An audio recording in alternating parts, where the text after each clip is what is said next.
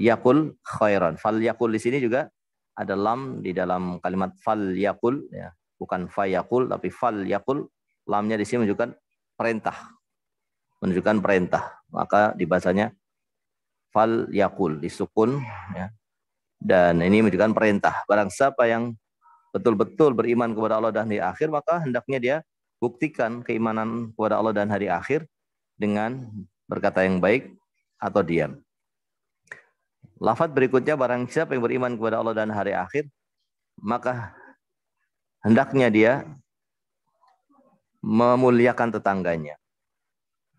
Dan lafaz berikutnya, barang siapa yang beriman kepada Allah dan hari akhir, hendaknya dia memuliakan tamunya. Ini semuanya disebut dengan khisalul iman, ya. Khisalnya iman, ya. Ini bagian dari keimanan, bagian dari keimanan. Kita tahu bahwa iman itu memiliki rukun yang disebut dengan rukun iman. Iman juga memiliki cabang-cabang keimanan yang disebut dengan syu'abul iman, ya.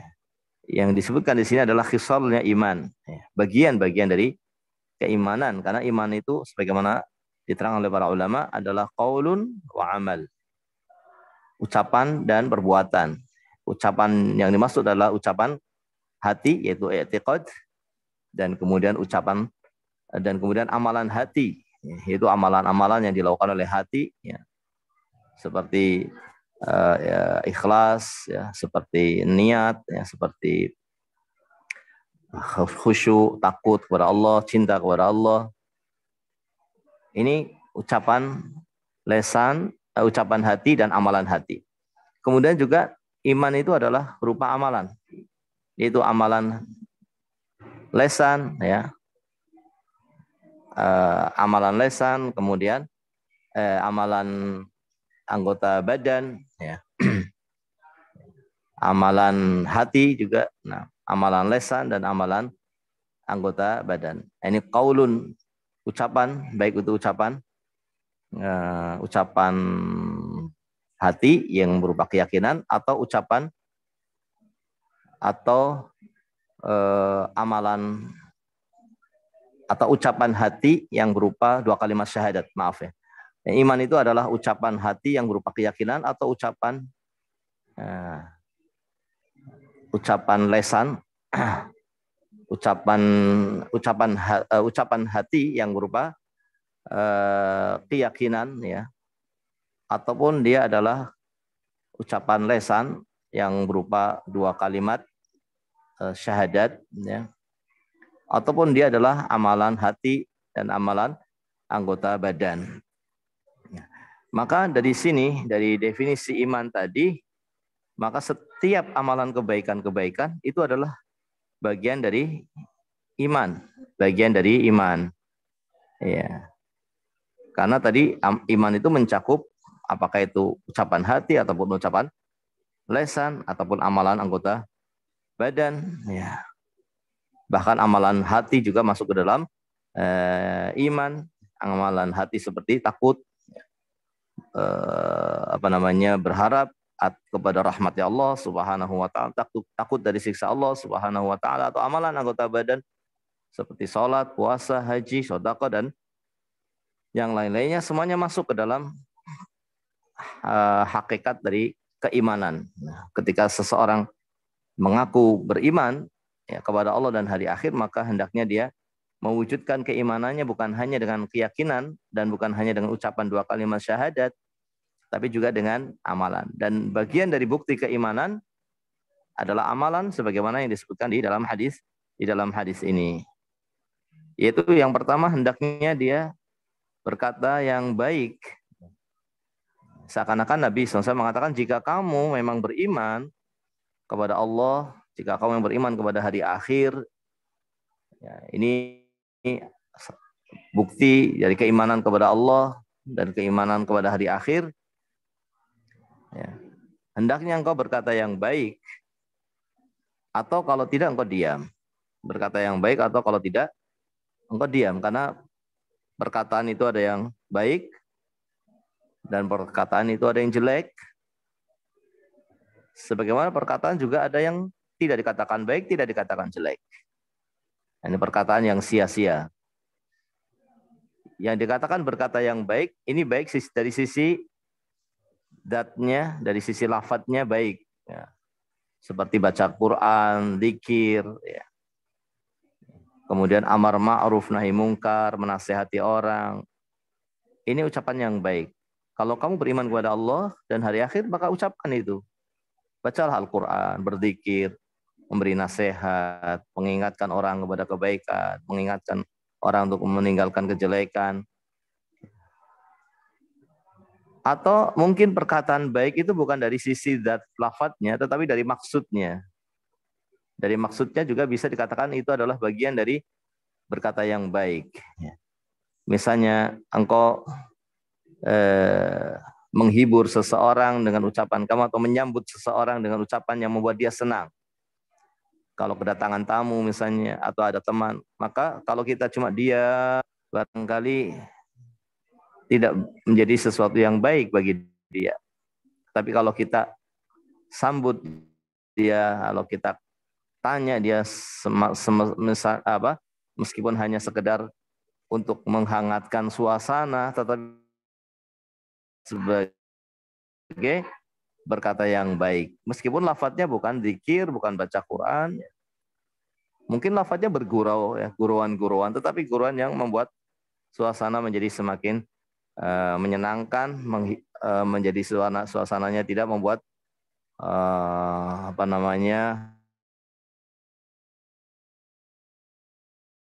atau dalam rangka untuk menghormati temannya, memuliakan tamunya, sehingga dia mungkin hanya sekedar cerita, ya, yang barangkali itu sesuatu yang sifatnya, ya, asalnya dia sifatnya mungkin sia-sia, tetapi bisa menjadi perkataan yang baik ketika maksudnya adalah untuk menghormati orang lain, ya, atau menyenangkan orang lain.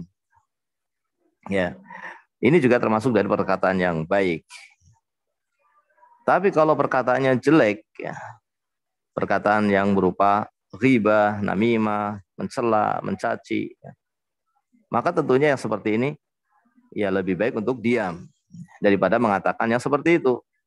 Ya, karena lesan, ya, ini sebetulnya lesan itu adalah nikmat dari Allah Subhanahu wa taala yang sangat besar manfaatnya ketika digunakan untuk kebaikan.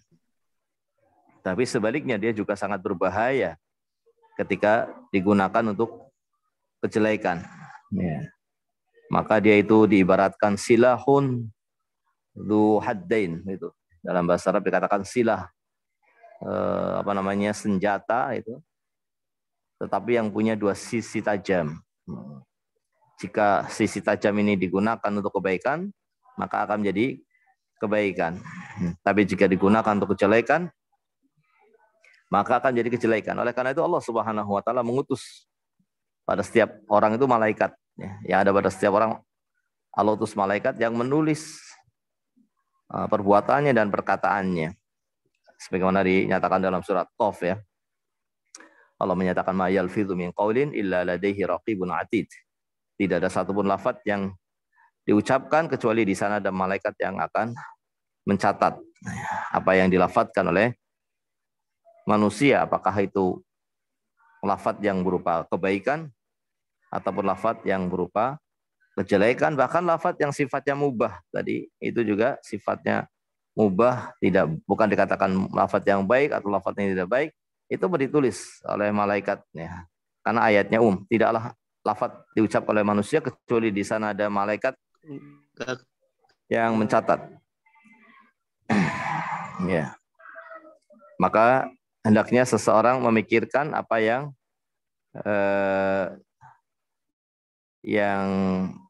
diucapkannya, ya, karena dia akan mendapatkan balasan atas ucapannya. Dia akan mendapatkan balasan atas ucapan yang dia ucapkan, ya. Dia akan memetik buahnya.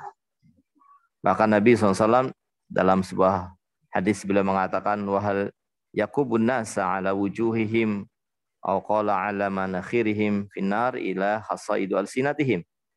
Tidaklah nanti manusia diseret ke neraka dengan wajah di bawah tertelungkup, ya, dan dilemparkan ke dalam neraka kecuali karena buah dari ucapan lesan mereka. Ya.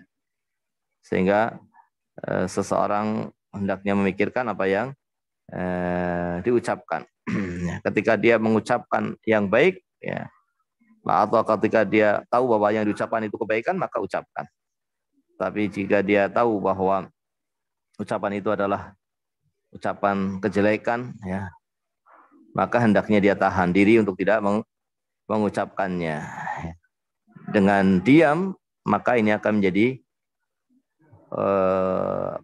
pahala bagi dia, karena dia menahan diri dari mengucapkan yang jelek. Ya, sehingga sampai ada yang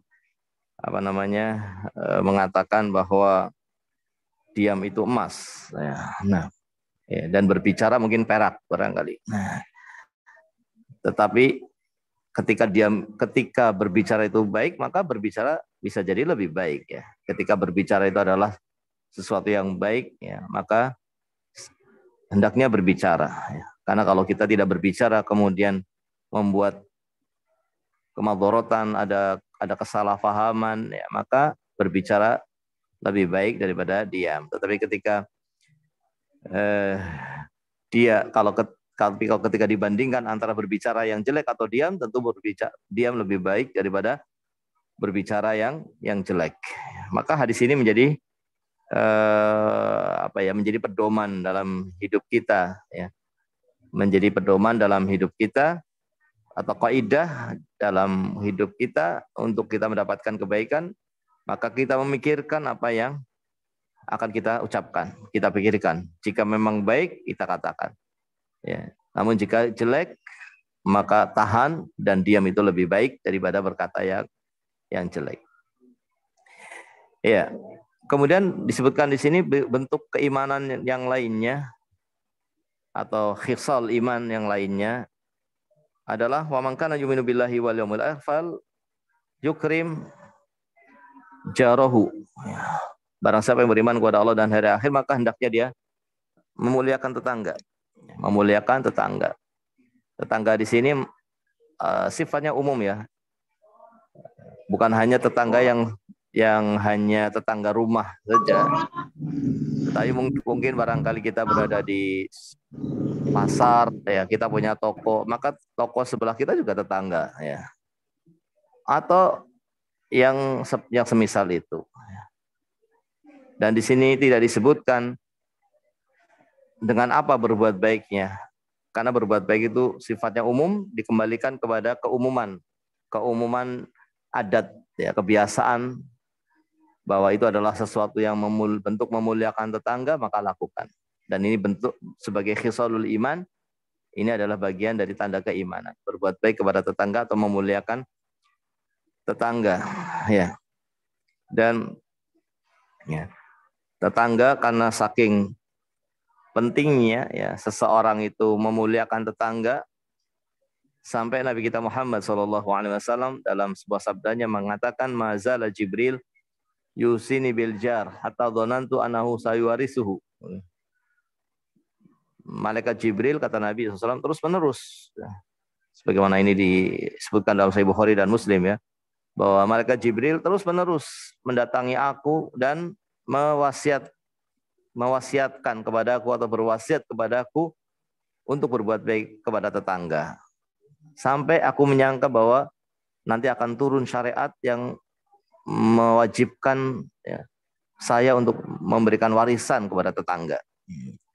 Ini tentunya menunjukkan tentang betapa pentingnya hidup bertetangga dengan cara yang baik, ya. Bagaimana seorang untuk berbuat baik kepada tetangganya, ini bagian dari bagaimana dan betapa besarnya dosanya ketika seorang justru sebaliknya. Dia tidak berbuat baik, tidak muliakan tetangga, tapi dia malah menyakiti tetangganya, mengganggu tetangganya. Ini mengurangi iman. Sebagaimana berbuat baik adalah ketaatan, ya, yang akan menaikkan keimanan, dan sebaliknya, ya, berbuat jelek mengganggu, ya, dengan apapun. Sebagaimana berbuat baik pun dengan apapun, ya, yang tentunya tidak sama, ya, berbuat baik antara tetangga yang satu dengan yang lainnya, karena mereka juga tidak sama keadaannya, ya. Barangkali tetangga kita kalau dia tidak mampu, tidak punya apa-apa, mungkin kita membantu dengan sesuatu yang sedikit berupa harta yang sedikit, dia akan sangat senang. Tapi kalau kita punya tetangga yang kaya, ya tentunya memberi sesuatu yang sedikit barangkali tidak menjadi bentuk memuliakan, ya. Mungkin dengan cara yang lainnya, dengan ucapan misalnya, dengan sikap yang baik, dengan menawarkan tenaga atau dengan menawarkan bantuan, ya, yang bisa saya lakukan, yang bisa kita lakukan. Daripada kita memberi kepada dia yang itu bisa jadi malah secara kebiasaan itu merendahkan, ya. Tapi kalau kepada tetangga yang tidak punya, barangkali itu sangat bermanfaat. Tapi bagi yang tetangga yang kaya, mungkin itu sesuatu yang barangkali justru merendahkan. Maka kita harus mengerti mana secara keumuman yang bentuknya adalah memuliakan, ya, secara adat istiadat, dan mana yang bentuknya adalah bukan memuliakan. Ya, meskipun kita pribadi, ketika siapapun memberi kepada kita meskipun sedikit, ya kita harus menerima dengan baik, ya. Karena bukan dari sisi besar atau kecilnya yang kita nilai, tapi dari keinginan dia berbuat baik kepada kita. Ya. Tetapi di sini tidak setiap orang akan bisa seperti itu, sehingga hendaknya kita ketika ingin berbuat baik kepada tetangga, kita melihat mana yang itu secara kebiasaan bernilai kebaikan, ya. Karena di sini sifatnya umum, bisa dengan harta, bisa dengan ucapan, bisa dengan yang lain-lainnya. Nah, sebagaimana pula menyakiti tetangga pun dengan macam-macam, bisa dengan suara yang keras, bisa dengan mengganggu yang sifatnya gangguan, ya, bisa dengan apa saja yang sifatnya mengganggu, maka ini menjadi hal yang hendaknya dihindari, dijauhi, ya. Apakah itu berupa ucapan, apakah itu berupa perbuatan, ya. Nah, kemudian khonafidin wa khatifillah azanallahu ayakum, rekan-rekan yang semoga dirahmati oleh Allah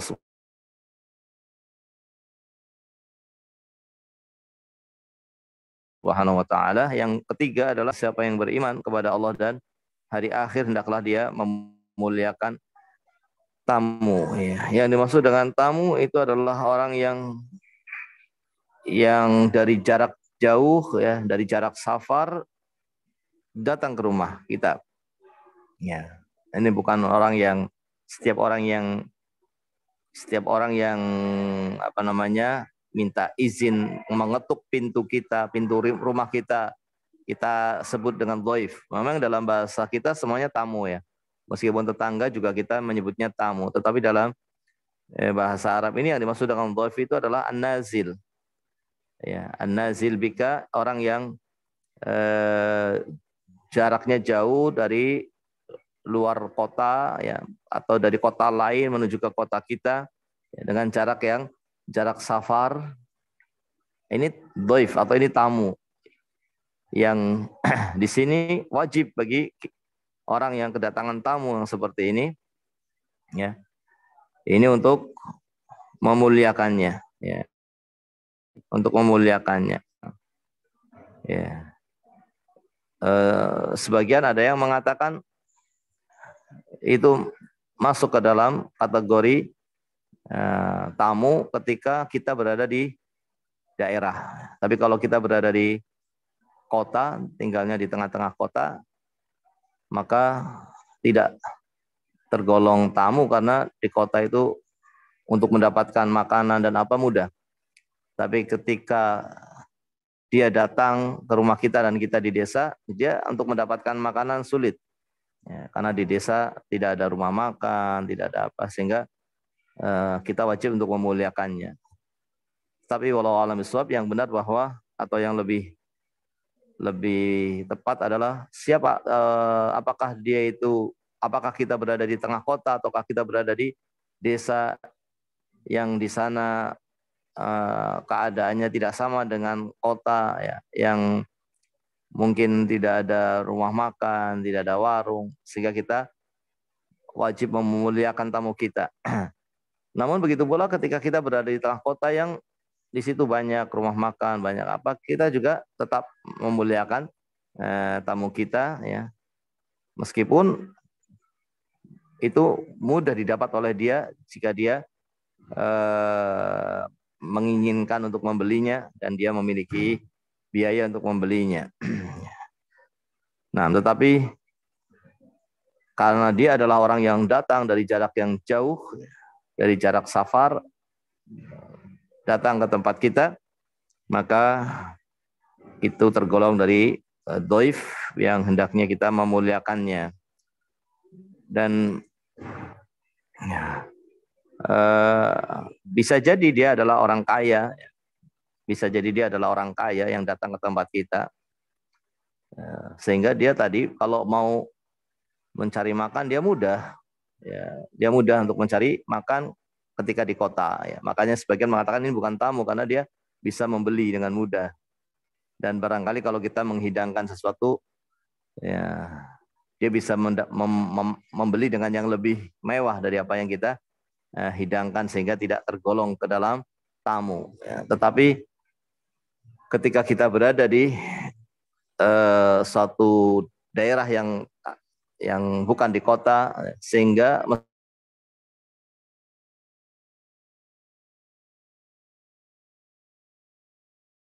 meskipun tamu kita orang kaya, dia dikatakan sebagai tamu, ya, meskipun dia orang kaya. Dan meskipun dia orang kaya, kita tetap memuliakannya, ya, tetap kita memuliakannya, meskipun bagi dia mudah untuk mendapatkan makanan, ya, karena hartanya, tetapi kita tidak memandang dari sisi itunya, tapi kita memandang dari sisi dia adalah orang yang datang dari jauh, maka kita memuliakan dan kita mengistimewakan dengan apa yang kita mampu, ya, untuk kita menyambutnya. Nah, dan ini pun juga sesuai dengan kondisi kita tentunya. Nah, tidak sampai kemudian di luar kemampuan kita. Tetapi kalau dia adalah orang miskin, maka di sini lebih-lebih lagi, ya.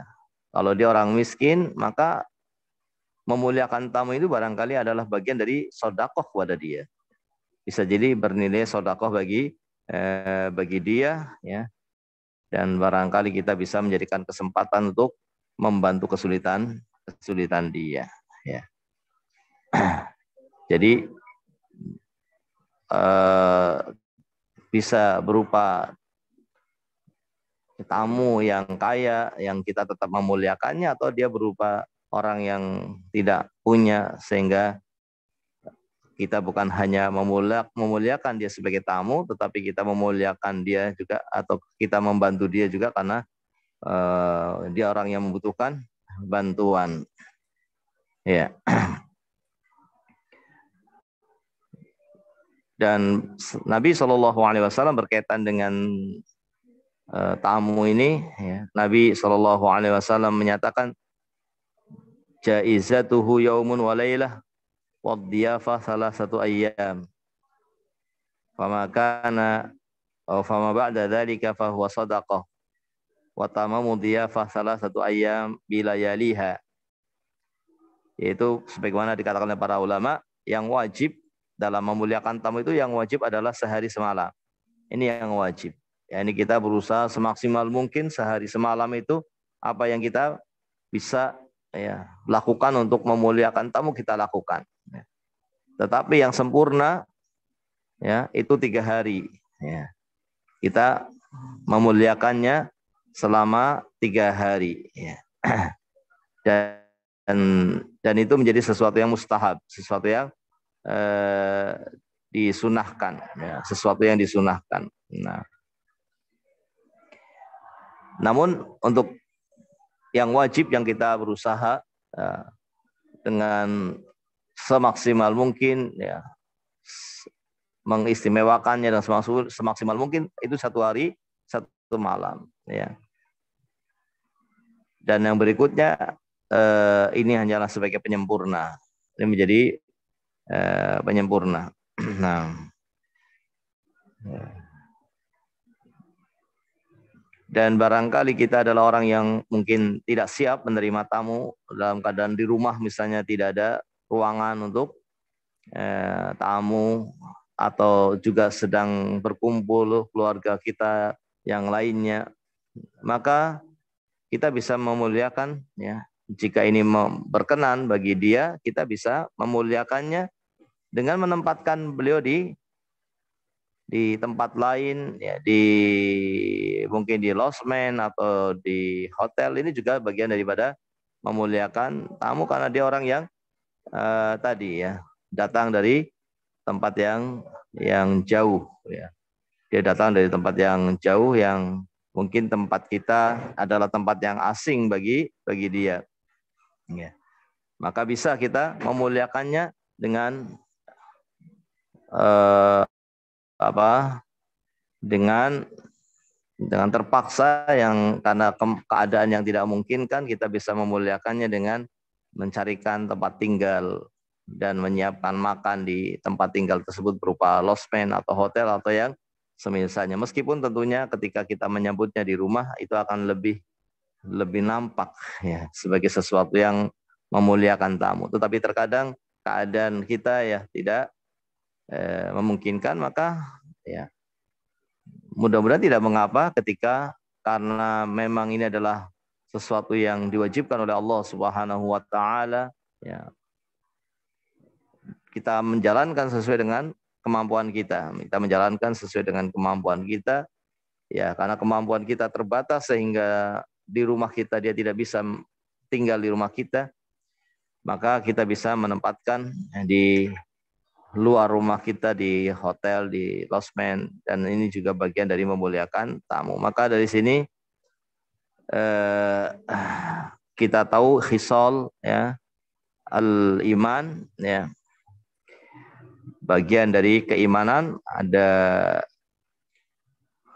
beberapa hal, ya, yaitu ada menjaga lisan, ini bagian dari keimanan, kemudian juga memuliakan tetangga, kemudian juga memuliakan tamu, ya. Tentu saja, ya, bukan semata-mata memuliakan tamu itu dengan menyediakan, ya, tempat untuk dia istirahat atau dengan hidangan, tapi tidak kalah pentingnya adalah menyambutnya dengan hangat, ya, dengan wajah yang berseri-seri, ya. Nah, dan ini yang lebih nampak di sini dari makna tamu, ya. Nah, meskipun makna tamu atau kalimat tamu di tempat kita sifatnya lebih umum, baik yang dekat maupun yang jauh, tetapi di sini lebih nampak pada maksud adalah tamu yang jauh, yang kita memuliakannya dengan memberikan kesempatan dia tinggal di tempat kita, menyediakan hidangan untuk dia selama 1 hari, 1 malam, yang ini wajib, ya, dan kemudian disempurnakan menjadi 3 hari, ya, dan ini menjadi sesuatu yang dianjurkan. Nah, dan ini semuanya adalah bagian dari keimanan, ya, bagian dari keimanan dan bukti dari keimanan seseorang, ya, kepada Allah Subhanahu wa taala dan hari akhir. Dan dari sini juga kita mengetahui wajibnya diam, ya. Wajibnya diam. Ketika berkata itu adalah menjadi satu hal yang menyebabkan kejelekan, ya. Ketika berkata menjadikan sesuatu yang menjadi kejelekan, maka diam itu menjadi sesuatu yang wajib, ya. Wallahu taala a'lam bishawab. Tetapi ketika diam itu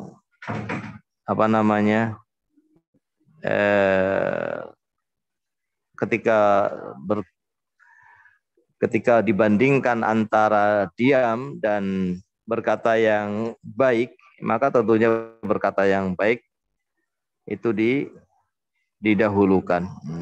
Tetapi ketika diam itu menjadi sesuatu yang jelas kemadharatannya, menjadi sesuatu yang akan menjadikan efek yang tidak baik, ya, menimbulkan hal yang tidak baik, maka tentunya di sini ke arah wajib diam itu lebih dekat. Ya. Namun ada juga hal yang sifatnya sia-sia, ya, bukan kebaikan, bukan kejelekan, ya. Maka di sini tentunya ya tidak wajib untuk diam, ya. Meskipun diam lebih baik. Tapi kalau dia berkata, itu pun tidak berdosa, karena perkataan itu meskipun bukan kebaikan, tapi bukan kejelekan. Dan dikatakan di sini ini adalah bagian daripada iman kepada Allah Subhanahu wa taala dan iman kepada hari akhir, ya. Bagian dari iman kepada Allah Subhanahu wa taala dan iman kepada hari akhir. Ya. Yang kita tahu bahwa iman dalam rukun iman itu ada 6. Iman kepada Allah dan malaikatnya dan kitab-kitabnya dan para rasulnya. Baru kemudian hari akhir dan juga iman kepada takdir. Tapi di sini disebutkan cuma 2. Ya. Dan ini banyak. Ya, dalam hadis-hadis Nabi SAW diiringkan 2. Beriman kepada Allah dan hari akhir. Beriman kepada Allah dan hari akhir. Ya. Tentunya al-asal yang paling pokok adalah beriman kepada Allah. Ya. Karena rukun iman yang lainnya itu dibangun di atas iman kepada Allah. Makanya rukun yang berikutnya adalah beriman kepada siapa? Kepada malaikat. Tapi malaikat siapa? Malaikat Allah. Berikutnya iman kepada kitab-kitab. Kitab-kitabnya siapa? Atau diturunkan oleh siapa? Dikatakan juga kitab-kitabnya Allah. Juga beriman kepada apa? Para rasul. Rasul-rasulnya siapa? Atau rasul yang diutus oleh siapa? Oleh Allah Subhanahu wa taala. Sehingga asalnya adalah iman kepada Allah Subhanahu wa taala, ya. Tetapi di sini diiringkan ditambah lagi dengan iman kepada hari akhir, yaitu hari kebangkitan. Ya. Ya. Kenapa disebutkan di sini iman ditambahi dengan iman kepada hari akhir? Padahal iman kepada Allah itu sudah menjadi hal yang mencukupi sebagai pokok, ya. Yang kemudian yang lain-lainnya itu dibangun di atasnya. Ya, dan di sini disebutkan iman kepada hari akhir setelah iman kepada Allah, ya, adalah untuk menekankan, ya,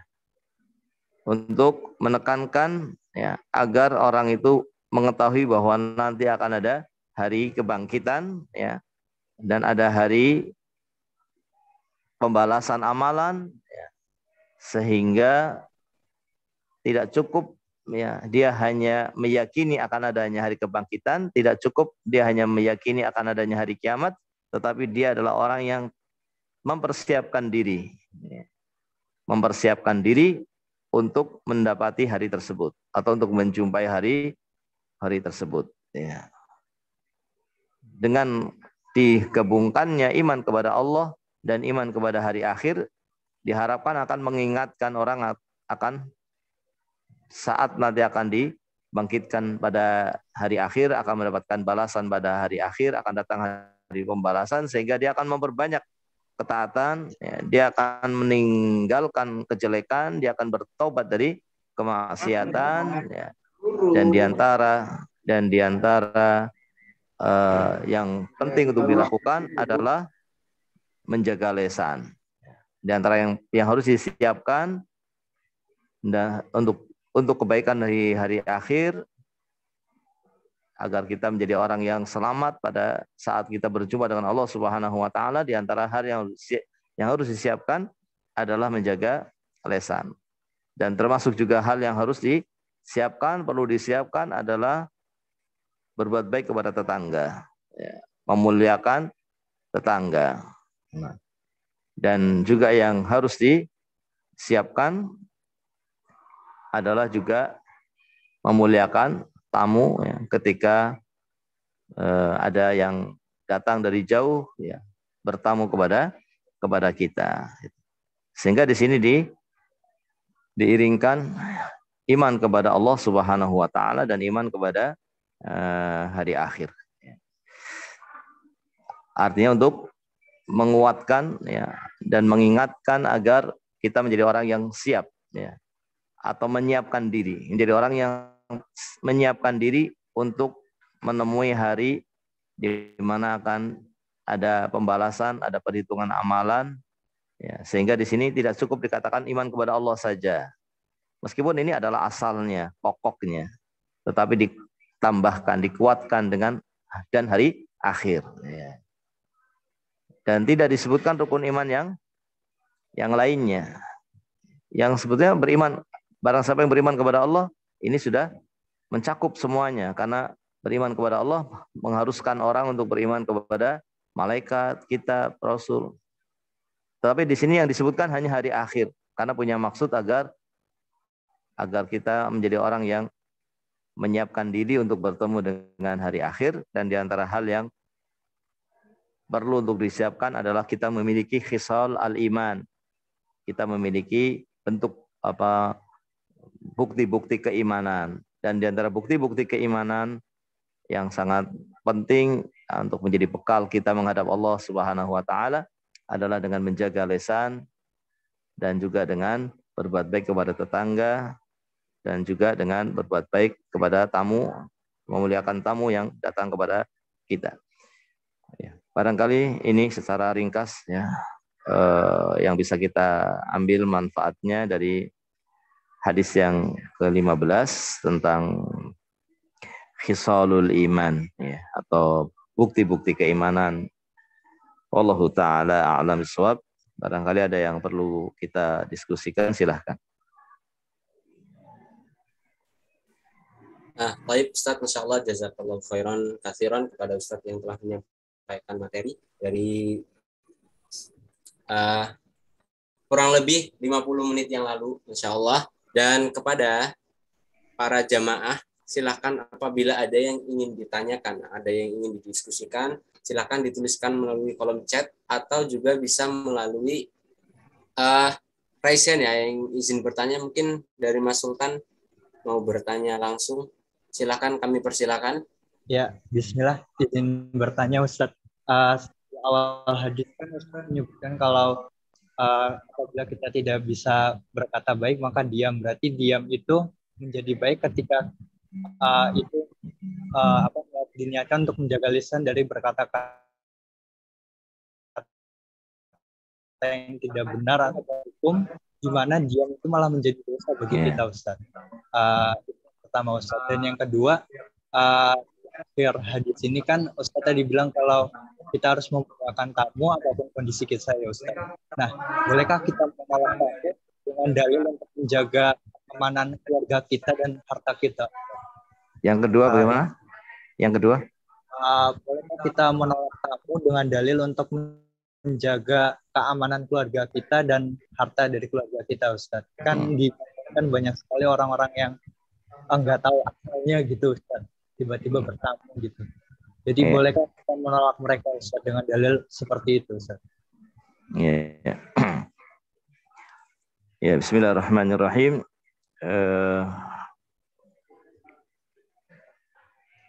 Yang pertama tadi berkaitan dengan apakah mungkin diam itu menjadi suatu dosa gitu ya.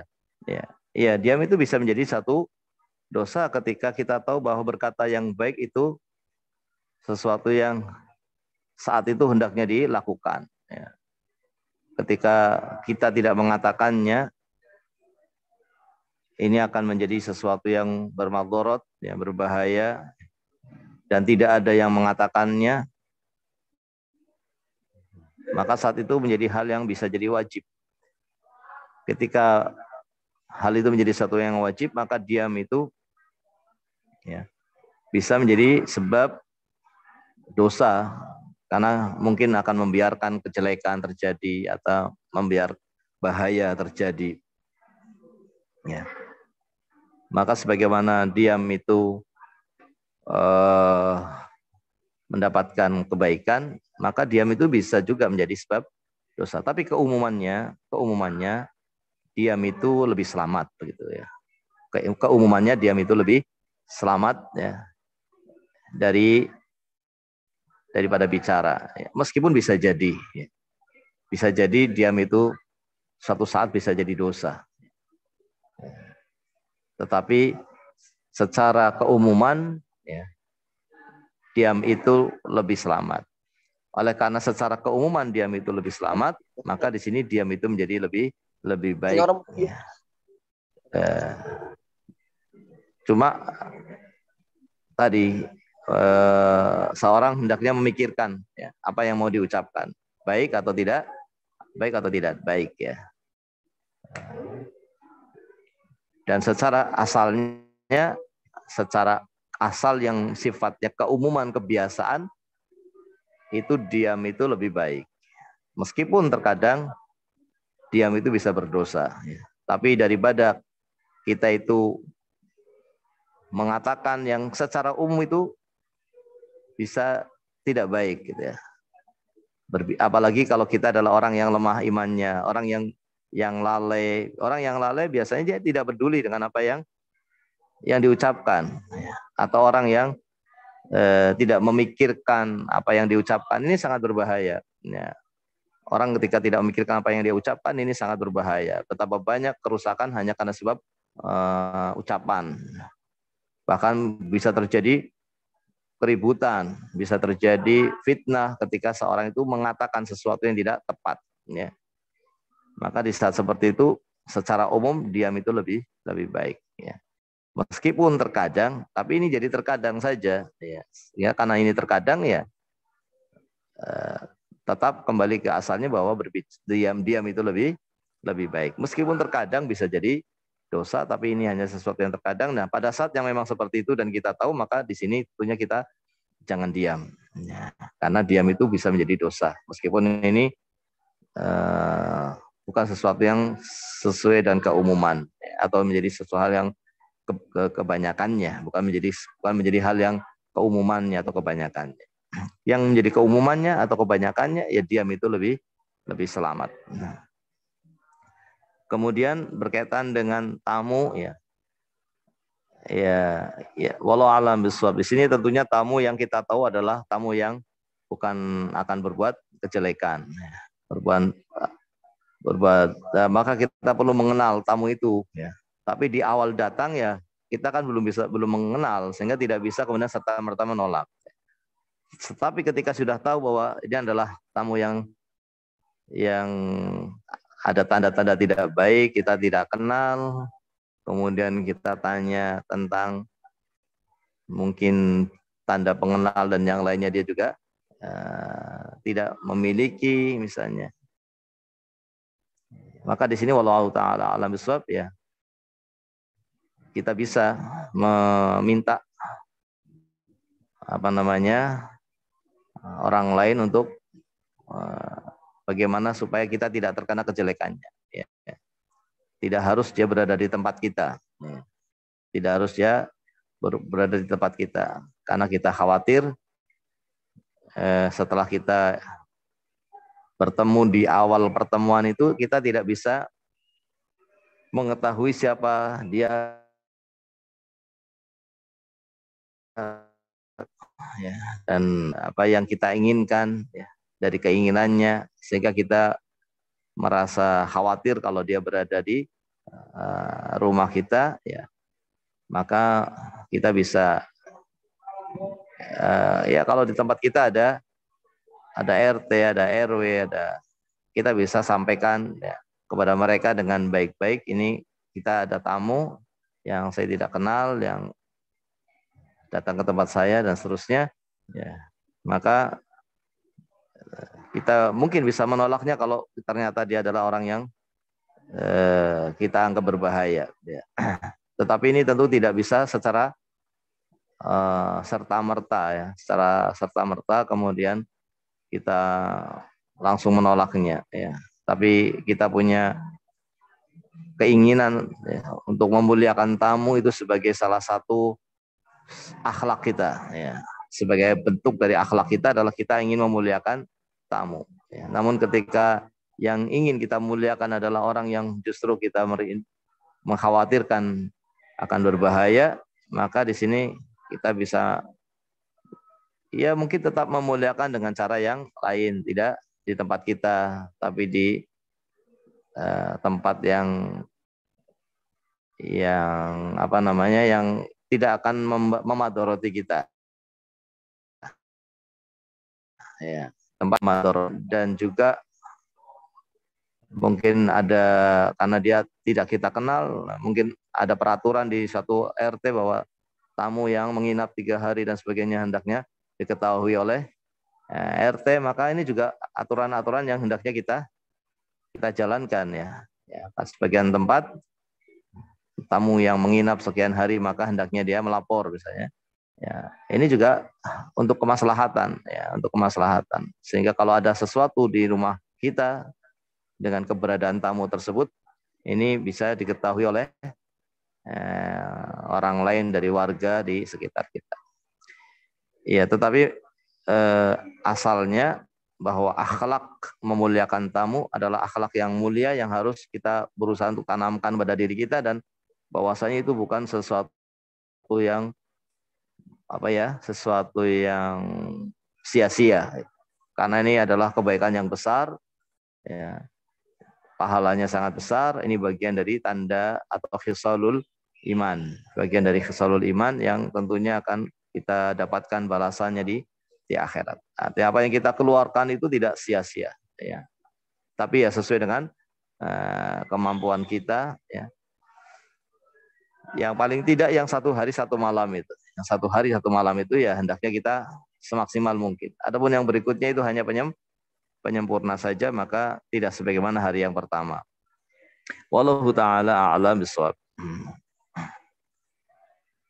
Baik Ustaz, jazakallahu khairan atas jawaban. Dan kepada masukan, bagaimana mungkin sudah jelas jawaban dari Ustaz. Mudah-mudahan kita semua mendapatkan insight ya, tambahan ilmu dari pertanyaan Mas Sultan ya, yang menarik sekali untuk kita perhatikan bersama. Insya Allah. Baik, kepada para jamaah, silakan apabila masih ada yang ingin bertanya, kami persilakan. Masya Allah, dari Fauzan ya, Mas Fauzan sudah raise hand. Silakan Mas Fauzan.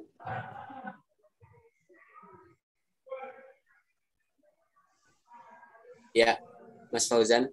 Ya, masih di mute, Mas Fauzan, insya Allah. Ya, mic-nya dibuka dulu, Mas Fauzan. Ya, insya Allah. Assalamualaikum Ustaz. Waalaikumsalam warahmatullahi. Ya, silakan. Fauzan mau bertanya Ustaz. Ya, bagaimana silakan. cara untuk meningkatkan iman dalam pandemi saat ini Ustaz? Ya. Ya. Dan bagaimana cara untuk meningkatkan ya. iman kita pada pandemi ini Ustaz? Makasih Ustaz. Mohon penjelasannya Ustaz. Ya. Ya, bismillahirrahmanirrahim, bahwa iman sebagaimana yang didefinisikan oleh para ulama adalah qaulun wa amal, ucapan dan amalan, baik ucapan hati, ucapan lesan, amalan hati, amalan lesan, dan amalan anggota badan. Dan iman itu yazid bi ta'ah wa yanqus bil maksiyah, bertambah dengan ketaatan dan berkurang dengan kemaksiatan. Nah, maka untuk meningkatkan keimanan ya di masa pandemi atau di luar masa pandemi adalah ya dengan meningkatkan keimanan dan dengan bertobat dari kemaksiatan.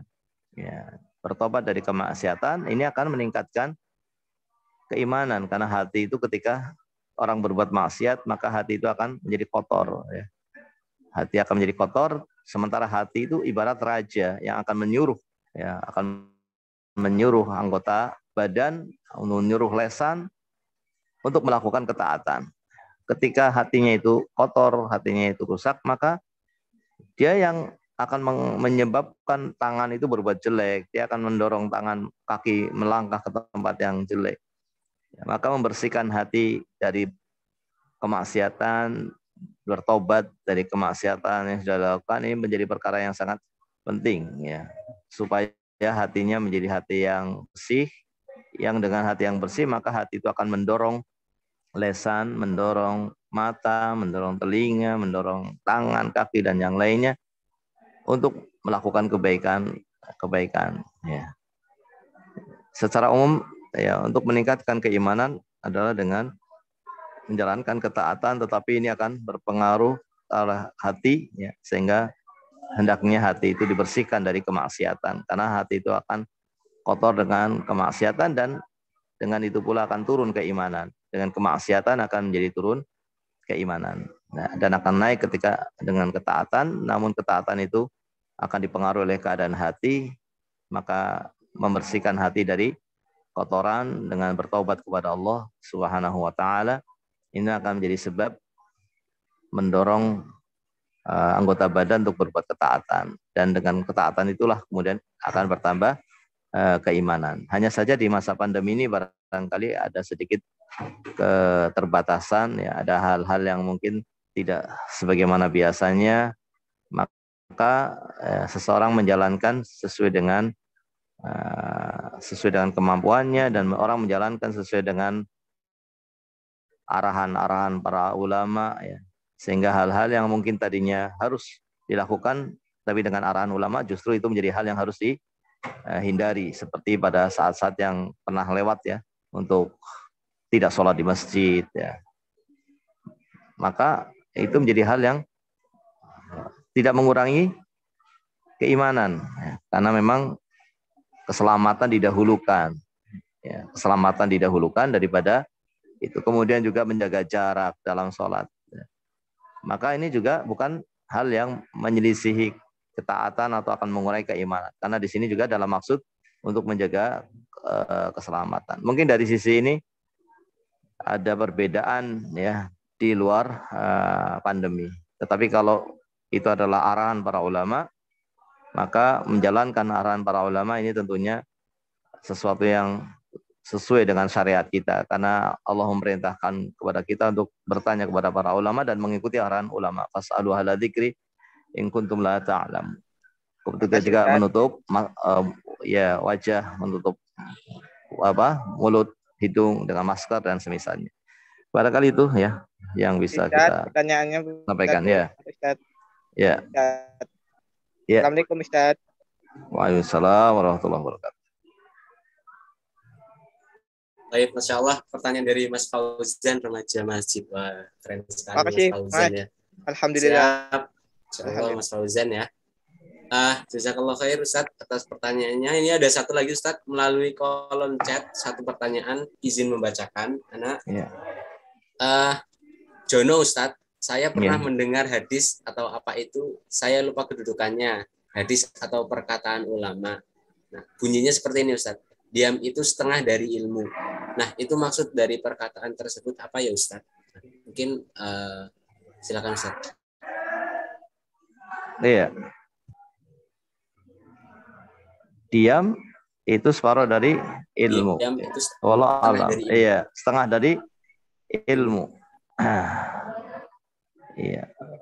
Wallahu alam, saya tidak mendapatkan hadis yang seperti itu, ya. Cuma yang pernah kita dapatkan adalah mengatakan saya tidak tahu. Saya tidak tahu itu bagian dari ilmu. Bahwa dia memang tidak tahu, sehingga mengatakan tidak tahu itu adalah sebagian dari ilmu.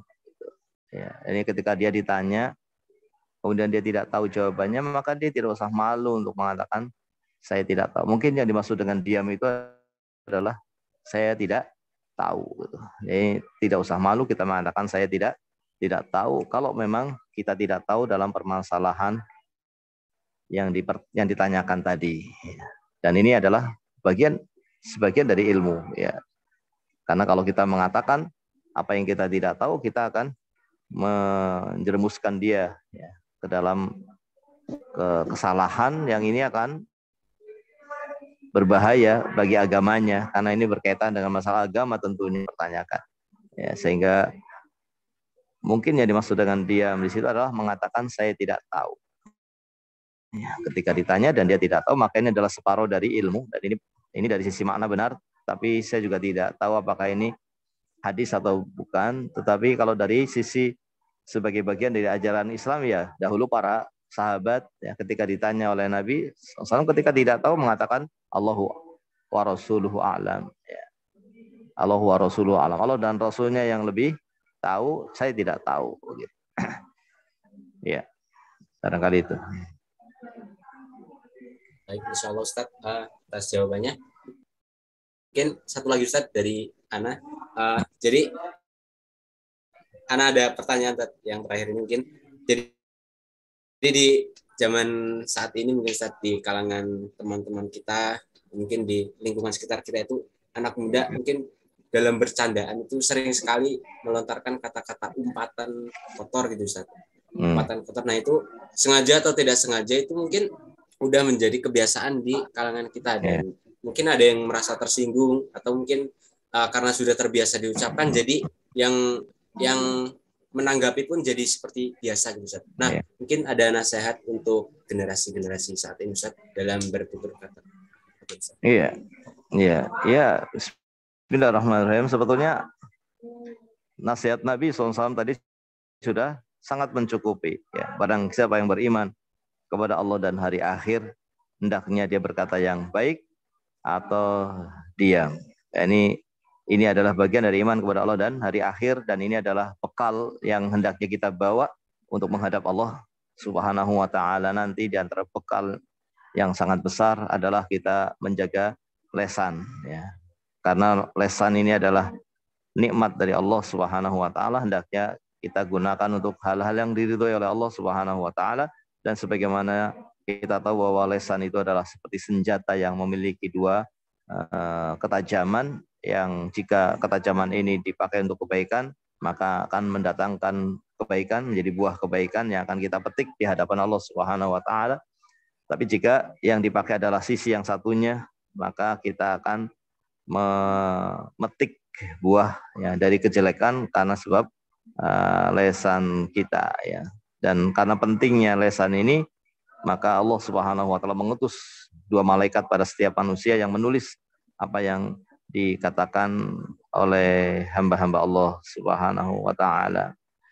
Ya, sehingga hendaknya kita memikirkan ya apa yang kita ucapkan dari lesan kita, dan mengatakan yang baik ini juga sebetulnya tidak ada beban, ya. Tidak beda dengan sholat, itu ada beban, ya. Harus berjalan, harus berwudu. Kalau mengatakan yang baik itu kita bisa sambil duduk, kita bisa baca Quran sambil jalan, kita bisa baca Quran sambil jalan, kita bisa berzikir.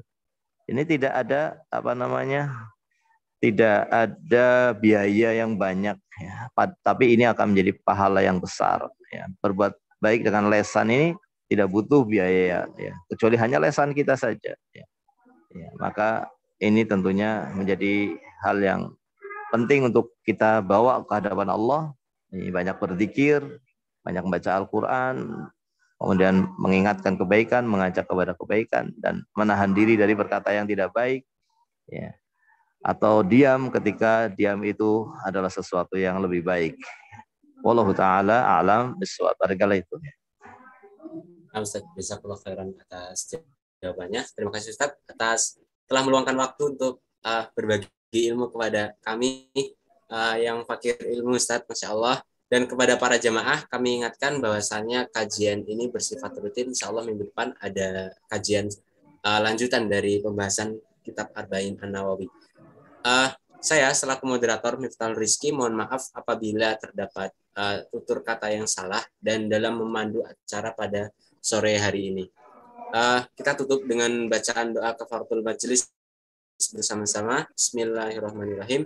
Subhanakallahumma wa bihamdik asyhadu an la ilaha illa anta astaghfiruka wa atubu ilaik. Kami ucapkan Allah khairan kepada yang telah menyempatkan hadir pada sore hari ini. Kami tutup. Assalamualaikum warahmatullahi wabarakatuh. Waalaikumsalam warahmatullahi wabarakatuh.